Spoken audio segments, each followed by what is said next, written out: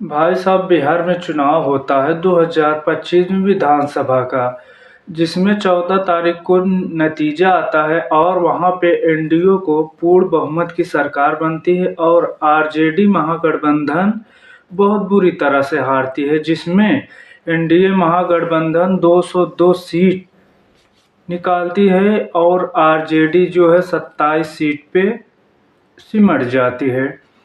तो वहाँ पे हम सबसे ख़ास बात करेंगे महुआ सीट की। महुआ सीट से क्योंकि आरजेडी ने भी अपने प्रत्याशी उतारा था और वहाँ पे जो है तेज प्रताप यादव भी, जो तेजस्वी यादव के भाई थे, वो भी लड़े थे, क्योंकि उनके पार्टी से या तेजस्वी यादव ने उन्हें निकाल दिया है। तो भाई सबसे मेन मुद्दा वहाँ का सीट हारने का यही कारण होता है, क्योंकि हम आपको पूरा डाटा निकाले हैं वहाँ पे कि महुआ में आरजेडी अगर अकेले लड़ती, अगर तेज प्रताप यादव वहाँ पे ना होते तो एकदम आसानी से वहाँ की सीट आरजेडी निकाल सकती थी। तो हम पूरा उस डाटा को आप लोगों के सामने बताएंगे।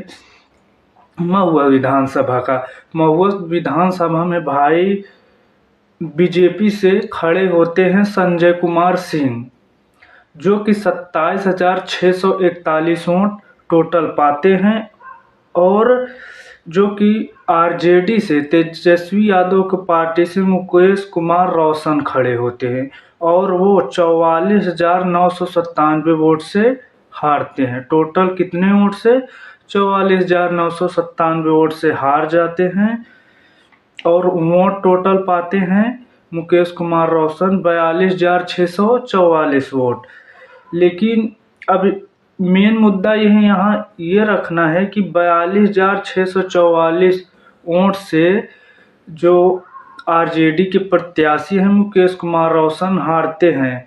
लेकिन अब इसमें मेन खेला क्या होता है, क्योंकि जो आरजेडी का वोट होता है तेज प्रताप यादव 35,703 वोट वो पाते हैं, जो कि यह वोट जो है आरजेडी का होता है बट जाता है। और हम एक बात करेंगे 35,000, लगभग 35,703, लगभग 36,000 वोट मोटा मोटा मान ले। और एक खड़े होते हैं अमित कुमार AIMM OIC की पार्टी से, इन्होंने 15,783 वोट काटे। तो ये भी एक मुस्लिम कैंडिडेट, मुस्लिम की पार्टी है। तो यहाँ अमित कुमार जो हैं, जितनी ये 15,783 वोट काटे हैं, ये सब मुसलमानों का ही वोट अधिकतर होगा, ज़्यादातर। तो जो तेज प्रताप यादव 35,000 वोट काटे और 15,000 ये, सीधा सीधा अगर इन दोनों को लगभग जोड़ लिया जाएगा। और एक चीज़ है, और वहाँ से महुआ विधानसभा से एक आसमा परवीन नाम की भी उतरी थी, वो 7,427 वोट काटती हैं।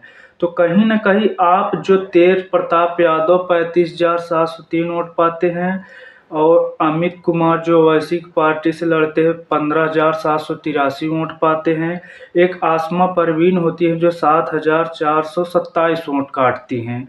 तो कहीं ना कहीं ये तीनों मिलकर सब बीच उनकी आरजेडी का ही वोट है। तो ये सब वोटों अगर हम तीनों जोड़ेंगे तो टोटल वोट हमारा पड़ेगा 58,913 वोट। तो ये कहीं ना कहीं पूरा जो है 58,913 वोट आरजेडी का ही है। और जो कि आरजेडी से मुकेश कुमार रोशन जी हैं, वो हारते हैं केवल 44,997 वोट। अब यहीं पे देख लीजिए कि किस तरह से 58,913 वोट आरजेडी का इन तीनों लोगों ने काट लेते हैं। इसलिए वहाँ आरजेडी 42,644 पे टोटल वोट पाते हैं, 44,997 वोट से हार जाते हैं। तो मेन कारण यही होता है। तो ऐसे काफ़ी सीट हैं वहाँ पे बिहार में कि तेजस्वी यादव की, मतलब वो अपनी जो सीट है सही ढंग से बांट नहीं पाए और वहाँ के कैंडिडेट अधिकतर उनके ही वोट काटे हैं। इसमें सबसे ज़्यादा फायदा बीजेपी के हुआ है और किसी को नहीं, क्योंकि आरजेडी ने इतने हड़बड़ी में काम किया कि वो सही सही कैंडिडेट नहीं उतार पाए अपने हिसाब से। और यहाँ पे सीधा देख रहे हैं कि लगभग 58,000 वोट कट रहा है आरजेडी का और तीनों। और सबसे बड़ा मुद्दा यहाँ ये खराब हुआ जो तेजस्वी यादव ने तेज प्रताप यादव को अपने घर से बाहर निकाला। यही बहुत बड़ी गलती हुई, ये नहीं करना चाहिए था। पहली बात तो इनको ये। तो बाकी बिहार में चुनाव को जो हुआ हुआ, बाकी अब 2027 में बिहार यूपी में भी चुनाव होने वाला है। तो अखिलेश यादव भी ने बोला है कि बिहार के जैसा यूपी में नहीं होगा। ये बात तो सच है कि क्योंकि वहाँ बिहार में सबसे ज़्यादा जो वोट होते हैं वह जाति पे होता है, क्योंकि जिसके जाति के होते हैं वो ज़्यादातर उसी तरफ। तो यहाँ पे वो सिस्टम नहीं है। यहाँ पे 27 में अखिलेश यादव भारी पड़ रहे हैं। बाकी भाई साहब आप लोगों का क्या कहना है, आप लोग ज़रूर बताना। तो हमने भाई साहब महुआ विधानसभा 126 का पूरा डिटेल निकाल के कि पूरा एकदम क्लियर है। ये नहीं कि कोई फेक न्यूज या कोई फेक जानकारी हम आपको दे रहे हैं, एकदम क्लियर जानकारी है। इसी तरह से ये सीट महुआ का आरजेडी की गड़बड़ाई है।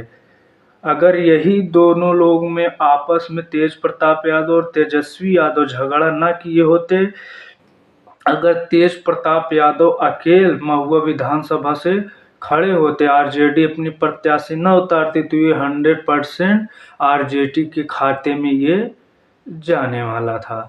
तो बाकी आप लोगों का क्या कहना है बिहार चुनाव पे ज़रूर बताना। धन्यवाद।